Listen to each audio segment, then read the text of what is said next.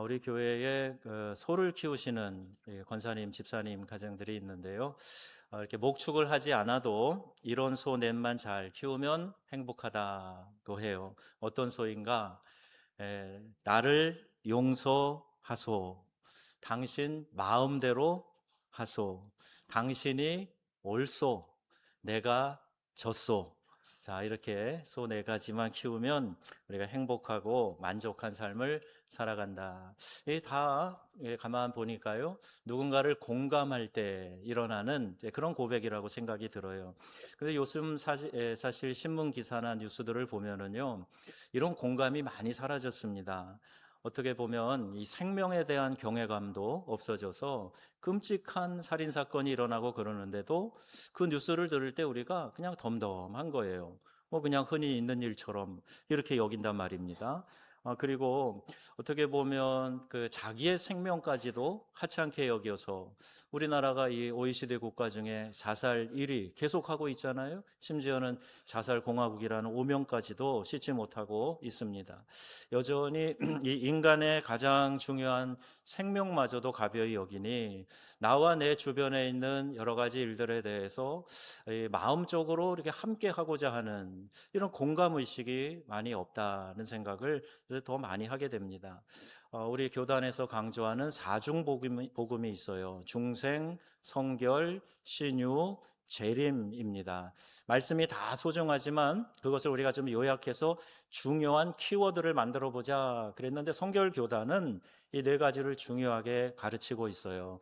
거듭나서 죄사함 받고 하나님의 자녀되는 중생, 그리고 거듭난 그리스도인이 그리스도를 본받아 하나님의 성품으로 살아가는 성결, 온전한 사랑을 강조하죠. 병 고침 받는 신유, 신유는 또 우리가 건강하게 살아가는 것도 신유라고 말합니다. 재림, 예수 그리스도께서 이제 공중으로 들림받아 올라가셨는데 다시 심판주로 이 땅에 오실 것을 고대하면서 그리스도의 신부로 살아가는, 그것을 강조하는 게 재림의 신앙이에요. 근데 오늘 여러분, 이 시대에 재림에 대한 이 말씀을 교회에서 참 듣기가 어려워요. 이 시대에 너무 우리가 살기 좋아졌으니 이전에 옛날 우리 믿음의 조상들, 우리 부모님 세대처럼 하늘만 조금 붉어져도, 구름의 모양만 좀 이상해도 우리 주님 다시 오시려나 이렇게 생각했던 기대감은 싹 사라지고 이곳이 좋사오니, 마치 베드로가 변화산에서 여기 초막셋을 짓고 우리가 같이 삽시다 했던 것처럼 이런 마음들이 많아진 것 같아요. 재림에 대한 이야기를 하면 그거 오래전에 성경에 있는 얘기고 그때부터 지금까지도 안 오셨는데 뭘 그래, 이러면서 긴장감도 없이 살아가는 성도들이 의외로 많습니다. 재림의 신앙은 두 가지 차원이 있다고 생각이 들어요. 하나는 우리가 이 예수님이 재림하실 때의 징조를 보면서 이 시대를 분별하며 경성하여 깨어있는 신자가 되도록 하는데 재림의 신앙이 매우 중요합니다. 그리고 이 재림의 신앙은 다시 오실 예수님을 마라나타, 어서 오시옵소서 주 예수여 하면서 기대하는 기대감을 갖게 하는 거예요. 여러분, 이 세상이 아무리 좋아도 우리 주님 다시 오셔서 우리가 영원 복락에 들어가는 그것보다 더 좋겠습니까? 여러분, 이 땅을 살아가면서 이 재림의 신앙으로 무장된 우리 성결의 가족들 다 되시기를 주님의 이름으로 축원합니다. 그런데 이 시대가 감각이 없는 시대가 되었다는 말이에요. 이 시대의 문화는 우리의 마음에서부터 이런 문제가 시작된다 하는 것을 발견하게 되는데요. 기쁨과 슬픔을 함께 느끼고 나누는 그런 감정이 약화되어졌다는 거예요. 주변에 어떤 어려운 큰일이 일어나도 그냥 대수롭지 않게 생각하고 공감해 주지 않아요. 그러니까 사람들은 더 서로 외로워지는 거죠. 또 주변에 기쁜 일이 있잖아요. 그러면 같이 기뻐하고 축하해 주면 얼마나 좋겠어요. 그런데 배 아파하고 시기하고, 그러니까 믿지 않는 사람들하고 별로 다르지 않은 그런 모습으로, 그런 마음으로 살아가는 성도들이 많이 있는데요. 우리가 재림 신앙을 소유하고 살아가면요, 이런 것들에 대해서 자연스럽게 벗어날 수가 있고 올라설 수가 있어요. 왜? 주님 언제 오실지 모르는데 우리가 항상 깨어서 믿음을 지키며 기도하며 우리 주님 맞이할 준비하며 살아야 되지 않는가. 그러면 무감각해질 수가 없는 거죠. 이 시대의 징조에 대해서 민감할 수밖에 없어요. 그런데 나 자신의 직접 손해와 이익 관계된 문제가 아니면 내 알 바 아니다, 나는 관심 없다, 이런 입장이 참 많아요. 일찍이 서구 사회가 그랬던 것처럼. 그래서 영어를 쓰는 사람들은 I don't care 라는 말 많이 해요. 프랑스어권에서는 주망후 이런 말 해요. 그건 내 알 바 아니다, 이렇게 그냥 치부해 버리는데, 우리나라는 가족 중심이고, 그리고 이렇게 옆에 있는 친척들하고 이웃들하고 아주 옹기종기 한민족으로 살아왔는데 오늘 우리가 이런 꼴이 그대로 되어가고 있더라 하는 거예요. 세계 곳곳에 항공기 사고가 많이 일어납니다. 저도 비행기를 제법 많이 타지만은요, 항공기 이륙하고 착륙할 때는 늘 긴장을 합니다. 또 우리 교회 교인들 여행을 떠나면 무사히 마치고 돌아올 때까지 신경이 많이 쓰여요. 올해만 해도 세계 곳곳에서 큰 재난이 많이 일어났습니다. 베네수엘라 강진, 연쇄적으로 일어났죠. 30몇 초 간격으로 6월 달에 일어났어요. 규모 7.2, 7.5 이 정도면은요, 막 집 다 흔들리고 무너지고 수천 명씩 이재민이 나오고 그러는 거죠. 필리핀과 미얀마에서도 3월과 6월 일어났는데 강도 7.7, 7.8. 일본 구마모토 여기에서도 규모 6.8의 그런 강진이 일어났어요. 우리나라도 이 지진에서 안전지대가 아니다, 이런 말 듣지요. 올해는 유난히 더웠는데 유럽이 또 그렇게 더웠어요. 이 지구 온난화가요, 우리에게 안겨준 아주 심각한 문제가 있습니다. 아프리카 갔더니 거기는 오히려 선선해지고요, 유럽은 에어컨 없이도 사는 곳인데 거긴 막 푹푹 쪄가지고 많은 사람들이 온열 질환으로 사망하고 산불이 막 곳곳에서 일어나고, 남유럽과 프랑스 남부와 미국 서부와 칠레에 불이 막 일어나가지고요, 8,000제곱킬로미터를 완전히 태워버리고 말고, 수만 명의 이재민이 나와서 살던 집, 터전 기반 다 버리고 그렇게 이재민이 되는 그런 현실을 올해 우리가 맞이하고 있어요. 여러분, 성경은 말씀합니다. 마가복음 13장 8절인데요. 민족이 민족을, 나라가 나라를 대적하여 일어나겠고 곳곳에 지진이 있으며 기근이 있으리니 이는 재난의 시작이라. 근데 여러분, 성경이 만들어지고 나서부터 이 말씀이 있었겠죠? 정경화된 다음부터. 그러니까 오래됐단 말이에요. 아이고, 그때도 그랬어. 뭐 그때도 말세라는데 지금도 말세야. 아이, 그냥 우리가 하는 얘기야. 여러분, 이렇게 생각하시면 안 됩니다. 말세에 대한 징조 좀 이따 보겠지만 점점 더 확실해지고 구체화되고 있어요. 누가복음 21장에도 곳곳에 큰 지진과 기근과 전염병이 있겠고 같이요, 또 무서운 일과 하늘로부터 큰 징조들이 있으리라. 아멘. 마지막 때가 가까울수록 이런 징조들이 여기저기서 속출하고 더 뚜렷하게 나타나는데, 그럼에도 불구하고 깨닫지 못해요. 마치 노아 시대 때 사람들처럼. 성경 누가복음 17장에 보면 그 시대의 사람들에 대해 이렇게 한 줄 평가합니다. 노아가 방주에 들어가던 날까지 사람들이 먹고 마시고 장가들고 시집가더니 홍수가 나서 그들을 다 멸망시켰으며. 여러분, 시집가고 장가가고 이것은요, 미래에 대한 꿈이 있어야 하는 거예요. 요새 우리 젊은이들이 결혼 잘 안 하려고 그러고, 결혼한 젊은이들이 소득 합산 올라간다고 혼인신고도 안 하려고 그러고, 여러분 얼마나 민감한 문제예요. 그런데 시집가고 장가갔다는 얘기는 앞으로 그냥 쭉 살아갈 거라는 기대감이 있는 거예요. 먹고 마시고 일상을 이야기하는 거죠. 그런데 갑자기 하늘에 막 창이 터진 것처럼 물이 쏟아져 내리고 홍수가 나서 코로 호흡하는 사람들, 동물들, 방주에 들어가 있지 않은 생명은 다 멸절되고 말았어요. 바로 그 죽음의 순간까지도 사람들은 감각 없이 살았단 말이에요. 멸망의 직전까지도 일상의 삶을 살았단 이야기입니다. 성경을 하나님의 말씀으로 믿는 성도들까지도 마지막 때에 대한 경각심이 없어요.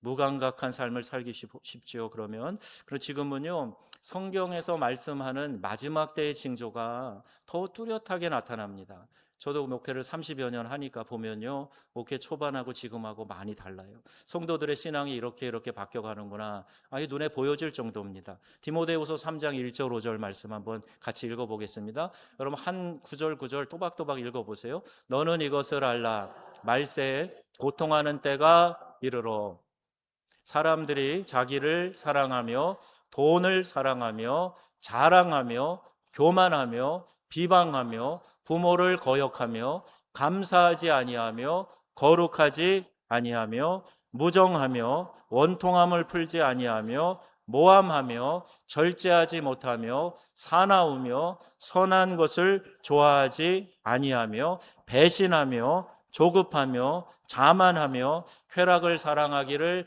하나님 사랑하는 것보다 더하며 경건의 모양은 있으나 경건의 능력은 부인하니 이 같은 자들에게서 내가 돌아서라. 아멘. 여러분이 말씀을 한번 신중히 읽어보세요. 정말 시대가 지나면 지날수록 이러한 현상이 더욱 뚜렷이 나타나고 있지 않습니까? 이러한 시대적인 정황에서 우리가 어떻게 살아가야 되는가, 오늘 말씀을 통해서 한번 생각을 해보려고 그래요. 재림에 우리가 생각해야 될 두 차원 중에 첫 부분이에요. 어떻게 이 시대를 분별하며 깨어 경성할 수 있겠는가. 여러분, 성경에 이런 비유가 나오는데요, 예수님이 직접 하신 말씀이에요. 예수님은 설교하시다가 새가 날아가면 공중의 새를 봐라 하면서 말씀하시죠. 들에 핀 백합화를 봐라. 들판에서 설교하시다가 그대로 인용하셔서 말씀하시는데, 바로 이때 아이들이 장터에서 놀이를 하는데 이 놀이가 참 재밌어요. 피리를 불면 막 옆에서 춤을 춰줘야 되는 거예요.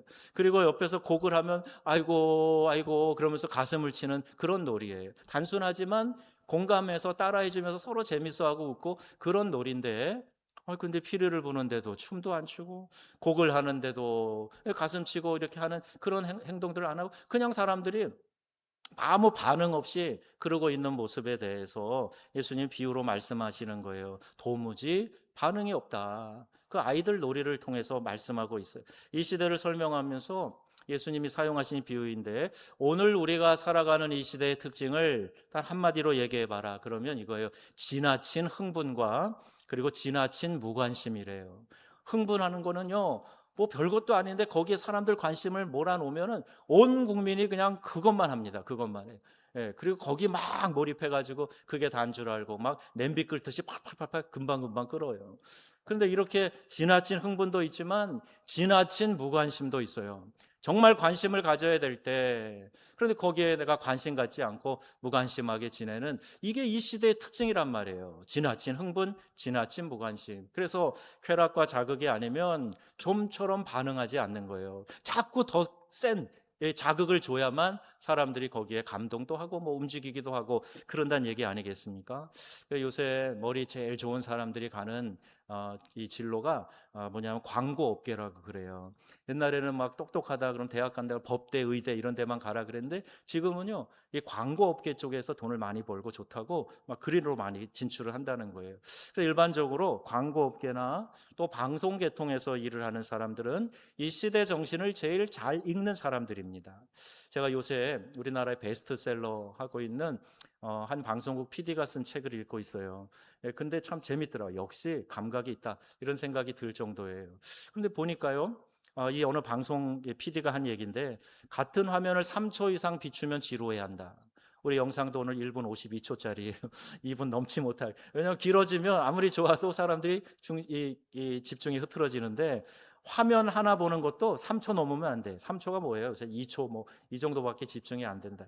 그리고 짧은 순간에 주어지는 임팩트, 이게 광고 효과로 노리는 것인데, 또 하나가 있어요. 말초 신경을 자극하는 겁니다. 예를 들면 성적인 것이 연상이 되도록 하는 감각적인 광고, 요거를 내 가지고 사람들의 관심을 끄는 거예요. 인터넷 잠깐만 봐도 막 이상한 게 올라오는 이유는 그걸 통해서 사람들을 이렇게 끌어당기려고 하는 자극적인 광고를 띄우는 거죠.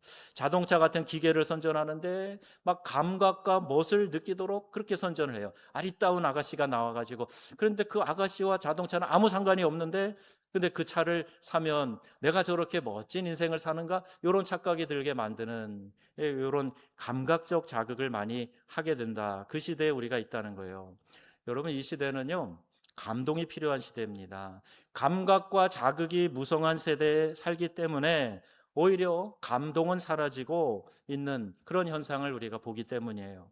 홍수가 나면 제일 귀한 게 마시는 물이라 그러잖아요. 비슷한 종류 같지만 완전히 다른 물이에요. 그리고 청계천, 과거에는 이제 더러운 오수가 흘러가는 곳이었는데 서울시에서 잘 개발해서 지금 한강물을 끌어들여 가지고요, 거기에다가 이제 맑은 물이, 그 정수한 물이 거기 흘러가는 거예요. 그리고 하수들은 다른 관을 통해서 그 옆길로 이렇게 빠져나가도록, 제가 보니까 그렇게 돼 있더라고요, 영상에. 그래서 여러분, 같은 길을 지나가는 것 같고 같은 청계천에 흘러가지만 완전히 물이 다른 것처럼, 우리가 이 시대에 살아가면서 자극과 쾌락, 감각, 그리고 감동도 같은 정서를 말하는 것 같지만 매우 다릅니다. 한 가지 단면을 비교한다면 쾌락과 자극은 밖으로부터 임하는 거예요. 그래서 밖에서 주어지는 거기 때문에 내가 돈을 내서라도 또 어떤 것을 사서라도 그걸 피우고 마시고 하면서 자극을 얻어가지고 그 감각적 자극으로 만족하려고 하는 거예요. 그러나 여러분, 이런 것이 마치 이 약물과 같은 거라면, 감동은 뭐냐? 감동은요, 내 안에서부터 솟아나는 것인데 마치 몸에 쫙 퍼지는 우리 몸의 영양분과 같은 거예요. 자극은 약물과 같은 거라면 이 우리의 마음에 올라오는 감동은 영양분과 같은 겁니다. 많은 차이가 있죠. 비슷해 보이지만 아주 결정적인 차이가 있어요. 그런데 감동을 받으면 좋잖아요. 받지 못하는 결정적인 이유가 뭔지 아십니까? 비난과 냉소 때문이라는 거예요. 오늘 그게 18절, 19절에 말하는 겁니다. 비난과 냉소가 있으니까 거기에 반응하지 않는 거예요. 여러분, 노아 시대의 그 방주를 한번 생각해 보십시다. 거기에서 이제 동물들이 선택받아서 방주에 들어갔다가 나왔잖아요. 근데 이제 어떤 동물이 하는 얘기예요. 뭐라 그러냐면, 아유, 너무 어둡고 갑갑했어. 먹는 것은 또 어떻고 정말 지겨운 방주 생활이야. 여러분, 그렇게 구조된 동물이 이렇게 얘기했다면 여러분 들을 때 코웃음 치겠죠. 다 죽어야 되는데 그래도 선택받아서 그 생명이 멸절되는 곳에서 구원받은 특혜를 누렸음에도 불구하고 그런 불평이 이게 말이 되냐? 어불성설이다 얘기하실 거 아니에요? 그런데 보면요, 예나 지금이나 우리 사람들이 그러고 있어요. 마태복음 11장 18절 말씀 한번 같이 보시겠습니다. 18절에 뭐라고 돼 있냐? 요한이 와서 먹지도 마시지도 아니하매 그들이 말하기를 귀신이 들렸다 하더니 인자는 와서 먹고 마심에 말하기를 보라, 먹기를 탐하고 포도주를 즐기는 사람이요 세리와 죄인의 친구로다 하니. 여러분, 무엇이든지 있는 그대로 순수하게 받아들이려고 하지 않는 거죠. 그 뒤에 무엇이 도사리고 있겠지. 두고 봐야 알지. 끝까지 잘할 줄 알아? 무슨 흑심에 있을지도 몰라. 저건 무슨 꼼수야? 이렇게 반응하는 거예요. 그럼 세례 요한은 에센파와 같이 광야에서 금욕 생활을 했습니다. 성경에 표현된 대로 메뚜기를 먹고 들꿀을 먹는 정도예요. 뭐 맛있는 고기 먹거나 뭐 그러지 않았어요. 옷도 낙타 털옷 입고 단벌 신사로 아주 검소하게 청빈하게 살았어요. 그러면서 회개의 복음을 전했습니다. 회개하라, 천국이 가까웠느니라. 많은 사람들이 요한을 인정하고 따랐습니다. 그리고 많은 사람들이 그에게 세례를 받아서 별명이 세례 요한인 거예요. 또 많은 사람이 그런데 그를 뭐라 그랬냐? 미쳤다고 그랬어요. 미쳤다. 한 광인처럼 취급을 한 거예요. 그런데 예수님이 오셔가지고는 요한과 정반대의 모습을 보여주셨거든요. 어떻게 하셨냐면 그런 분리된 광야 생활이 아니라 죄인들에게로 들어가셔가지고 죄인의 대명사인 이 창기와 세리와 그들과 만나셨어요. 그들과 같이 음식을 드셨어요. 예수님을 따르는 무리도 많았지만 또 다른 무리들은 예수님에게 뭐라고 손가락질했냐? 먹기를 탐하고 포도주를 즐기고 세리와 죄인의 친구로다. 제가 추측하기는 같은 인물들이 이런 소리를 했을 거예요. 참, 이 냉소가 몸에 밴 사람은요, 그 누구에게도 만족할 수 없기 때문에 그렇습니다. 만족하지 못하면 기뻐할 수가 없죠.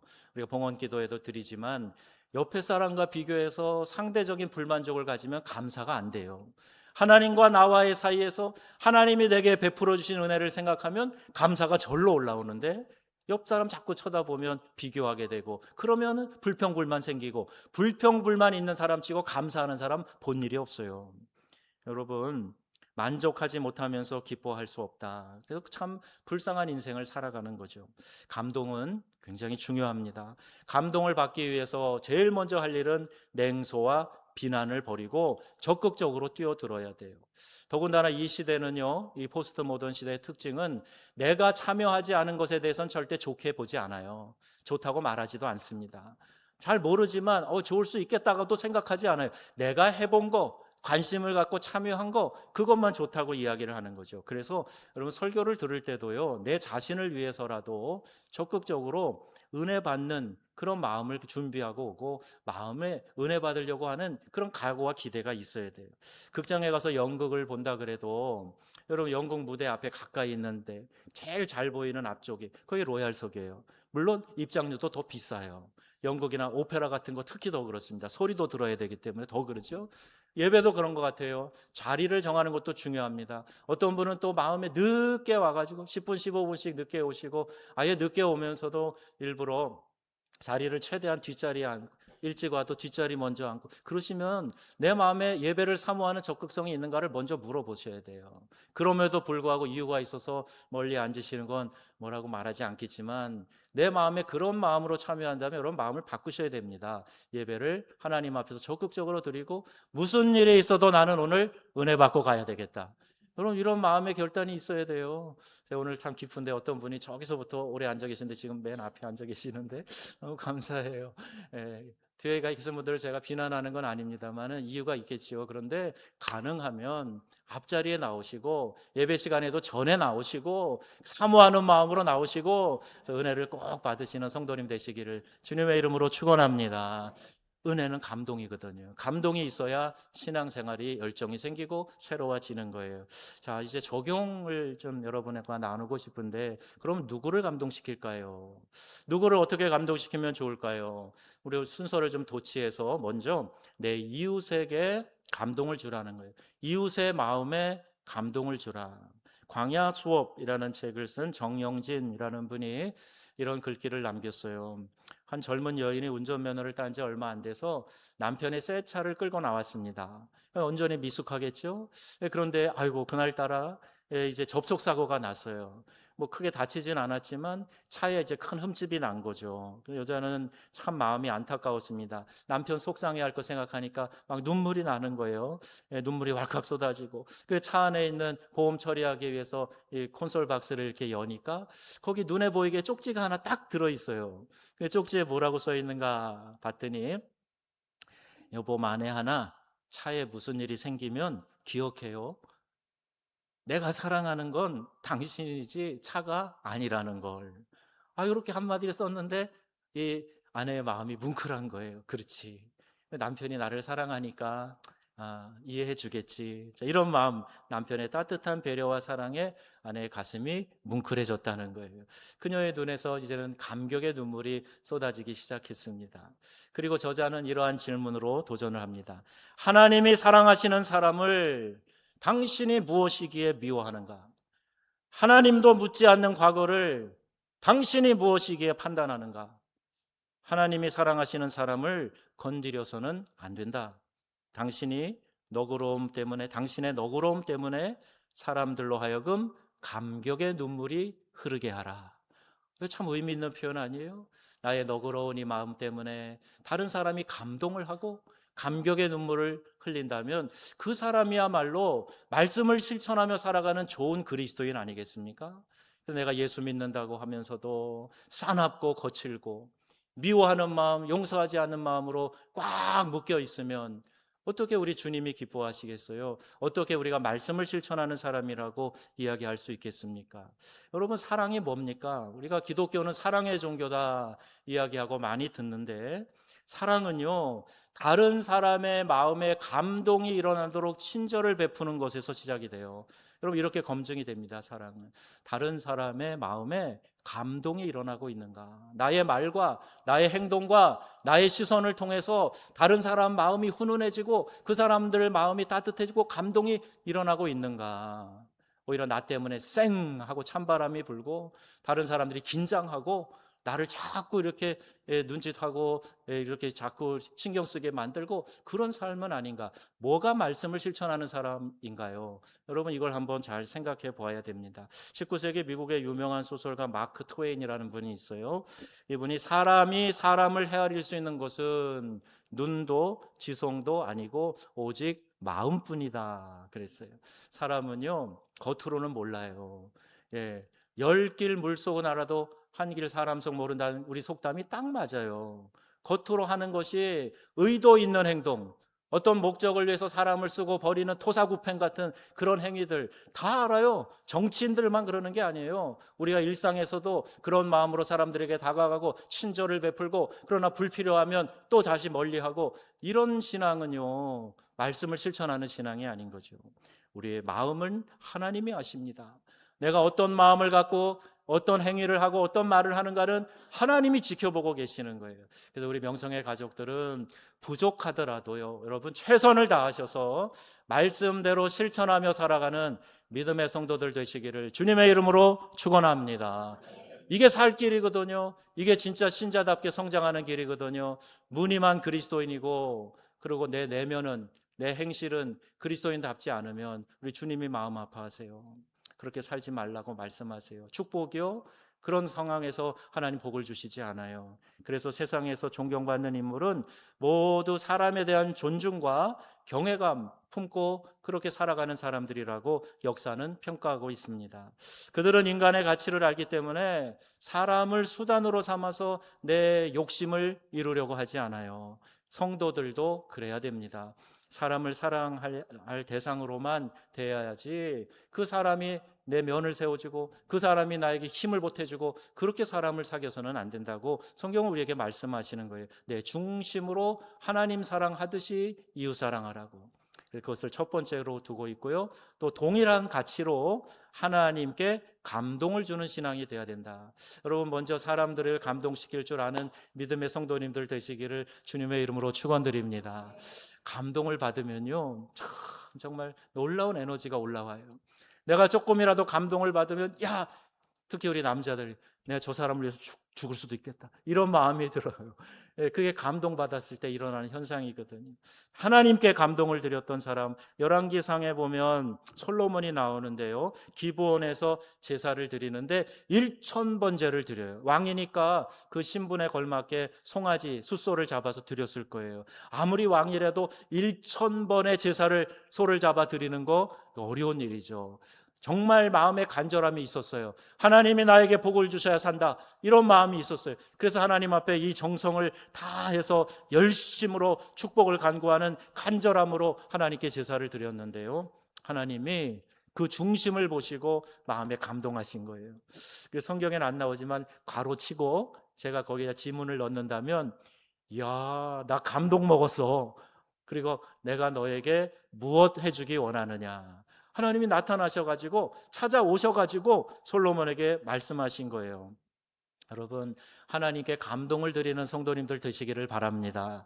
하나님은 우리의 중심을 보시기 때문에요, 내 마음이 순결하고 하나님께 무엇인가라도 내가 쏟아 부어드리고 싶은 열정이 있고 하나님 사랑해요 하는 게 가식이나 말만이 아니라 내 중심에서 나오는 내 소리라면 하나님 그거 기쁘게 받으세요. 재물이 무엇이냐가 중요한 게 아니라 내 마음의 중심이 어디에 있느냐, 얼만큼의 분량으로 하나님 앞에 엎드려 있느냐, 하나님이 그걸 달아보신다니까요. 그래서 여러분, 예배 드릴 때, 주님 만날 기회에 가까이 계실 때 그를 찾고 부르짖고 만날 만한 때에 주님을 만나기 위해서 힘쓰시는 우리 명성의 가족들 되시기를 주님의 이름으로 축원합니다. 무슨 일을 해도 나는 내가 알아서 할 거야. 여러분, 이게 자주적인 신앙, 좋은 신앙 같죠? 아니에요. 공동체 교회를 주셨어요. 내가 교회의 일원이면 함께하는 신앙으로 가야 되는 거예요. 그리고 하나님은 함께하는 그 공동체 안에 은혜를 우리에게 공동체로 주시기 때문에 그 은혜를 함께 누리는 성도들이 되어야 될 줄로 믿습니다. 무감각해서 무슨 얘기를 해도 나는 꿈쩍도 하지 않는다, 그거 좋은 신앙 아닙니다. 그리고 또 하나 중요한 게 있어요. 제가 프랑스에서 살던 목사관이 이렇게 좀 이렇게 큰 주택이었는데요, 마당에서 이제 이렇게 개를 키웠어요. 세파트를 키웠는데 강아지 때 데려와서 키우는데 얼마나 이게 말썽꾸러기인지 몰라요. 근데 가족이 다 차를 타고 외출을 하면 지 안 데리고 갔다 심통을 내는 건지 막 화단에 꽂아놓은 꽃들도 막 다 꺾어버려요. 입으로 꺾어버리고요. 화분도 막 자기 꼬리로 치고 막 엉덩이로 치고 해서 화분을 다 엎어버려요. 그리고 나서 들어오면 완전히 마당이 막 쑥대밭이 돼 있는데 지가 잘못한 걸 알아요. 그래갖고 마당에 차가 들어오면요, 제가 내리잖아요. 그러면 턱을 바닥에 대고 이러고 있어요. 미물도 지가 잘못한 거 알더라고요. 여러분, 요한복음 3장 21절에 말씀합니다. 뭐라고 기록되어 있느냐? 사랑하는 자들아, 만일 우리 마음이 우리를 책망할 것이 없으면 하나님 앞에서 담대함을 얻고. 내 마음 내가 압니다. 그래서 내 마음에 시기 질투 가득하고 미움이 가득하고 그런 마음으로 있을 때 하나님 기뻐하시지 않는다는 걸 내가 제일 잘 알아요. 육신의 정욕, 안목의 정욕, 이생의 자랑 때문에 생긴 여러 가지 죄악으로 인해 내가 하나님 앞에 부끄러우면 내가 스스로 알아요. 그래서 하나님과 가까이 하고 가까이 나아가 교제를 누리고 친밀함을 누리고 이런 거 싫어서 자꾸 멀어지려고 그래요. 하나님과 거리 두려고 그래요. 그러니 내가 그런 것들을 죄악 가운데 있을 때 회개하고 돌이키고 마음을 새롭게 하고 성결하게 우리가 살아가기로 작정하고 주님께 나가면 부족해도 내 마음이 하나님의 긍휼을 얻을 수 있단 말입니다. 그런데 죄를 지으면서도 무감각하고 그러면서도 하나님 은혜만 주십시오, 복을 부어 주십시오, 이게 어불성설이라는 말이에요. 먼저 우리의 마음이 죄를 멀리하고 하나님을 사랑하는 마음을 가지고 헌신하고 충성하여 하나님께 감동을 드리는 우리 모두가 되기를 주님의 이름으로 축원합니다. 하나님이 감동하시면 끝이에요. 하나님은 중심을 보시고 내가 내게 무엇 해주기를 원하느냐 이렇게 말씀하시고 우리에게 다가오시는, 막 복을 주시려고 더 안달이 나신 분이 하나님이신데 받을 그릇이 준비가 안 돼 있단 말이에요. 더럽고 깨끗하지 않아서 거기에 뭘 넣어주실 수가 없단 말이에요. 그러니 우리가 주님께 예배할 때는 그런 마음 싹 비우고 성령이여 깨닫게 하셔서 죄악 가운데 거하지 않게 해주세요. 미움, 시기, 질투 이 온갖 육신의 이 소욕 가운데 빠져서 죄악 가운데 거하지 않도록 성령이여 오시옵소서, 깨닫게 하시고 자복하는 죄악들을 깨끗이 씻어 주시옵소서. 여러분 이런 기도가 필요하지 않겠습니까? 나는 완성이야, 나는 그런 거 없어, 그렇게 자부할 수 있는 사람이 누가 있겠어요? 여러분 그렇게 나아갈 때 축복과 형통의 길이 열린다 하는 사실을 꼭 기억하시기를 바랍니다. 자, 그리고 감동은요 중요한 게 있어요. 세 번째, 하나님과 이웃에게 감동을 드려야 되는데 이 감동은 행동할 때 찾아온다 하는 거예요. 최근에 교회 안에 많은 분들이 말씀을 실천하는 모습을 보면서 잔잔한 감동을 느낍니다. 심각한 영적 갈증에 빠져 있었는데 교회에서 예배를 통해서 말씀을 통해서 해결하게 되었다, 이런 고백도 들어요. 목장 모임을 통해서 많은 은혜를 누리고 있다 하는 그런 간증도 듣습니다. 교회에서 청소하고 식당 설거지 봉사하고 그러면서 느끼는 기쁨을 나누는 이들을 볼 때 목회자로서 저도 큰 감동과 은혜를 받게 됩니다. 여러분 누구를 감동하게 하려면 행동이 따라와야 되는 거예요. 오늘 19절 말씀 보세요. 같이 보겠습니다. 지혜는 그 행한 일로 인하여 옳다함을 얻느니라.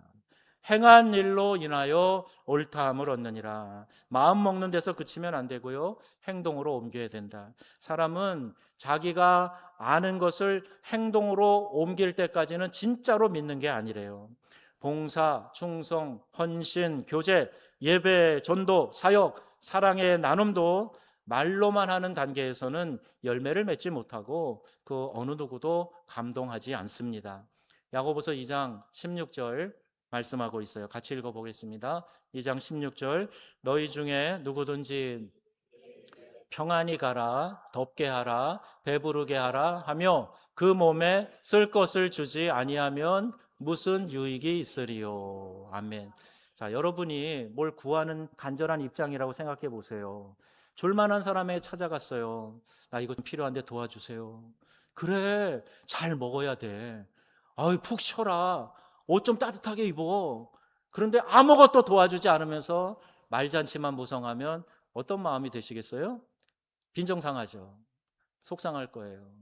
그럼 똑같아요. 여러분, 하나님 앞에서 우리가 이렇게 아무리 어떤 이야기를 하고 내 감정을 쏟아내고 그래도요, 실제로 도움을 주지 않으면, 사랑을 실천하지 않으면 아무 유익이 없다, 그 말씀을 하고 있는 거예요. 우리의 이웃에게 주는 감동, 하나님께 드리는 감동을 위해서는 그래서 말로만이 아니라 실천하는 행동, 액션 있어야 된다는 거예요. 바울은 빌립보 교인들을 보면서 그런 마음을 가졌어요. 빌립보서 2장 17절, 18절 말씀 같이 읽어보겠습니다. 만일 너희 믿음의 재물과 봉사 위에 내가 나를 관제로 드릴지라도 나는 기뻐하고 너희 무리와 함께 기뻐하리라. 아멘. 이 빌립보 교인들이 막 봉사하고 막 믿음에 헌신을 하고 그러니까 바울이 목회자 입장에서 보고, 야, 내가 너네들의 그 믿음과 봉사 위에 나를 제물로 얹어서 피를 쏟아서 제물로 하나님께 번제물로 드려도 나는 기뻐하겠다. 목회자로서 이 마음이 뭔지 이해가 됩니다. 여러분, 하나님 앞에서 내가 말로만이 아니라 믿음을 행동으로 실천하는 그런 성도들 되시기를 주님의 이름으로 축원합니다. 바울이 빌립보 교인들에게 가졌던 이 마음처럼 내가 다른 사람을 통해서 이런 감동을 받고 또 나도 다른 사람에게 그런 감동을 주고 얼마나 멋있는 삶이 되겠습니까? 작은 사랑의 실천으로 한 리더의 마음에 또 사람의 마음에 이런 감동이 일어난다면 그보다 더 큰 보람과 기쁨이 없을 거예요. 네, 중심을 보시고 하나님이 우리 안에서 감동하신다면 우리는 가장 큰 축복을 누리는 인생을 살게 될 줄로 믿습니다. 사랑하는 우리 명성의 귀한 성도 여러분, 교회 안에서 또 우리의 이웃에게 감동을 주세요. 그리고 하나님의 마음에 감동을 들이시는 그런 성도님들 되시기를 바랍니다. 성경의 가르침인 하나님 사랑과 이웃 사랑, 이것은요 직접 몸으로 실천하면서 그 사랑을 나타내야 돼요. 우리 명성의 가족들 지금도 잘하고 계시는 게 참 많은데요, 우리의 부족함을 더 채워가면서 더 적극적으로 우리 가까이 있는 우리 성도들 사랑하시고 여러분 가족, 친척, 이웃들 사랑하시고 하나님 사랑하시고 그 하나님 사랑을 적극적으로 표현하는 우리 믿음의 성도님들 다 되시기를 우리 주 예수님의 이름으로 축원합니다. 아멘. 기도하겠습니다. 우리 주신 말씀 생각하시면서요, 내가 하나님 이렇게 믿음으로 살겠습니다. 결단하는 기도 올려드리세요. 하나님 앞에 여러분의 입술로 고백하세요. 나는 최근에 누군가를 판단이나 냉소가 아닌 너그러움으로 품어서 감동을 준 일이 있습니까? 이번 주 말이 아닌 실제 행동으로 하나님과 이웃에게 감동을 드릴 수 있는 구체적인 일 한 가지 여러분 한번 결단하시면서요 하나님께 기도하시겠습니다. 우리 같이 한음성으로 기도합니다.